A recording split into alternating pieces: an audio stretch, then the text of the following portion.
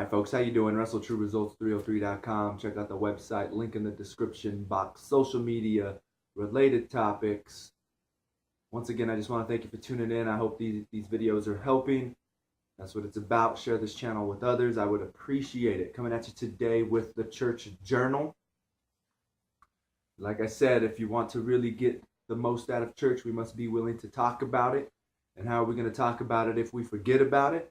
So let's write it down, make sure we know what's going on, all right? So I'm going to start with June 14th. This was at my own church on a Sunday. And what was talked about was the priest talked about a majority of Jesus's teachings, or whenever he taught, was outside. He was never in the synagogue. He was in nature, right? He was enjoying, he was always outside talking to people. And then, of course, it's just funny that just now was released the Pope's encyclical, and it was about nature and global warming and things like that. And then this talk was just about the mustard seed and how it's the smallest of seeds, and then it grows and sprouts into the biggest of things. So we just must realize that even small progress is better than no progress, right? Like they say, 2 steps forward and 1 step back, we're still 1 step ahead, so there's no reason to worry. So we just need to be grateful about the small things in life, the things that we actually do have. Right? That's what we need to be aware of. Those things that we actually do have in life, and just be grateful for them. Next would be 6:15. Charity is not a duty, it's an act of the heart, is what we were talking about. Like I said, I don't remember the readings. You would have to go back, get the Christ Living with Christ app or something along those lines, a Catholic app. Stop talking and listen to others and God. This is one thing that everybody struggles with, and he always calls out Catholics. I guess it's because we're a Catholic church, but he always says, Catholics, you just love to talk, blah, blah, blah, blah, blah, blah, blah. You know, well, there's two sides of a conversation. You must talk and you must listen. Every once in a while, you need to kind of shut up and listen to God. He's got great things to say and guidance for you, but you're too busy yapping that we need to shut up and listen sometimes. Of course, he didn't say shut up. I'm just adding that in there. But it's the same thing with others, right? My favorite rapper D1, he says I listen. What does he say? I listen. So I listen first, think second, speak third, right? So listen, think, and then speak. Let's just not blurt out a bunch of dumb stuff when we're not really giving ourselves the opportunity to come up with a valuable sentence. There's nothing wrong with being silent and kind of thinking. I know I rush through stuff sometimes, and when you do rush through those things, that's usually when you're going to make mistakes. So there's nothing wrong. Let's listen, think, and then talk, and then speak. And then he talks about spiritual parenting is just as important as a regular parent. We're on this spiritual journey. We're always going to need help and guidance and coaching. Just like in personal training, you're going to need guidance there. If you don't know how to use any of the machines, you need someone to show you how to use those machines, right? The same thing with the spiritual guidance. That's the nuns and the priests. These are valuable tools that the church has, but once again, like I've talked about with myself in the past on confession, I was afraid to actually talk to my priest about it because it can be an embarrassing thing. And actually, I just had confession with my priest, and to tell you the truth, it was probably the most comfortable confession that I'd actually had. And it's probably because he does know me a little bit, and we kind of chat. So it was actually the most comfortable confession that I had was talking with my own priest.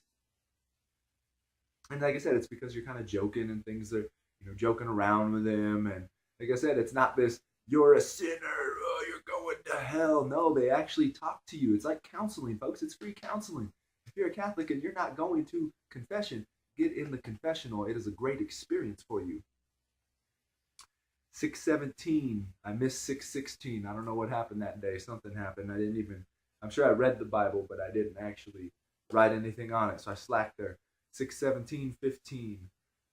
So June 17th, this was on my birthday when I made it into church. This one was giving the benefit of the doubt. So this reading, I remember the way he brought it up. This is where Mary and Joseph leave, but Jesus stays behind in the temple, and they can't find him. So then they travel back, and so they say, Jesus, Mary and Joseph were probably so worried. They thought Jesus was injured. They didn't know what was going on. And Jesus, being a young child or just being, not present of the situation, I guess you could say, or just a child in general, They don't realize that even though he was doing good, because um, he was teaching in the synagogue, he was there was still fear and trouble in the hearts of his parents. So what the teaching was on that one, it was just give everyone the benefit of the doubt, right? If you don't know the full situation of the story, there's no reason to judge. And selfishness hurts everybody. It's the same thing. If we're doing something just because it makes me feel better, you're most likely hurting a lot of other people around you that are very important, or even people that you don't even know. And then one was fear the Lord always. I can't remember why I wrote that one down, but that one popped in. I just made a video on what it means to fear God. So hopefully you can check that one out so we get a true, deep understanding of what it truly means to fear God. Next is 6:18. This is my grandmother's birthday. This was excitement versus conviction. Stop talking and start doing. No relationship with Christ. No ability to act for him. So this is just making sure that we're doing things, once again, for the right reason, and we're not doing them just for ourselves, right? And making sure that we're always trying to build that relationship with Jesus, with God, and make sure that we're following out the true plan that's going to help everybody and is not geared just towards us. Stop talking, start doing. I was reading something else in that Living with Christ book that day, if I remember correctly, and that one was about what Jesus really meant. I can't remember what the reading was, but it was never doubt yourself. If you know you're doing something right, just go for it. Don't doubt. That's what the writer had for that day. She said it was more about Jesus' true teaching here was just never doubt yourself. I think this one was more about the worries of the day is what that one was, where he says, don't worry about the birds of the air, don't worry, and your heavenly Father feeds them. And then it was, so don't worry about tomorrow. Tomorrow will bring its own troubles. Was what that one was about. And that's kind of what you said. Worrying is still another form of, I guess, could be idolatry, because you're not focused on Jesus completely. You're too busy focused on self. So even worry can be some form of idolatry and bring you away from God. So stop worrying. That's what it was about. Next one was boast in your weakness, recognize your faults so you can change. It's the same thing. We've always got to realize what is wrong with us so we can become a better person, right? That's why people go to the gym. They're unhappy with their weight, with whatever the case may be. They realize they need a change. They go to the gym. Unfortunately, they don't take advantage of talking with staff or making friends there. So then they feel like they're alone and they don't want to, and then they just leave because they're not seeing results. They don't feel like they fit in, but yet again, we're afraid to actually conversate with those around us and talk to people at the gym, talk to the employees. This is the same thing with the church, with your spiritual life. If we want to grow spiritually, we have to start to connect with the people at the church. I always hate where people say the church didn't give me any comfort. The church didn't do this. The church didn't do that. Well, did the church truly know you were there, or did you just come in, sit in the back, and right before it even ended, the last song before the priest was coming out, you just ran out the door? Well, of course you're not going to get any questions. You're not going to get any answers while you're at the church. You're not becoming involved in the environment of the church. So how do you expect to truly benefit from the church? All right, we need to be involved. And I struggle with this myself.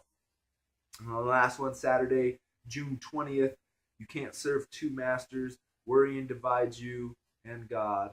When I am weak, I'm strongest. Bad situations force you to grow and to think. And then for me, I just had my own note in this one. It talked about bad situations can come great things, right? You hear all these success stories about someone hitting rock bottom and then they shot up, right? And that's because they had that hunger. They had that bad situation that forced them, and they had nothing else to do. I got to do it. I got to go all in right now. And then I had a little note here. What I thought about was kind of like with a movie or a CD, right, of an artist, where they usually say that first CD is awesome, that first movie is awesome, and then the second one gets a little bit worse. The second one gets a little bit, the third one gets worse, fourth one gets worse. Next thing you know, you're like, these movies are freaking lame. But that's that first one because we had that fire and that hunger within us, right? The artist had that fire and that hunger that he wanted to get his message across, and had a lot of passion. And that's what we need to do daily with God and with Jesus. We have to have that passion to to seek him daily, no matter what troubles and worries we have in our life. We need to find him. We need to seek him. Like it's like our life depends on it, because our life does, our eternal life does. Right? So that's what we need to do. We need to make sure that we are striving to be our best and to have our best relationship with Jesus that we can. So there you go, folks. There it is, the church journal.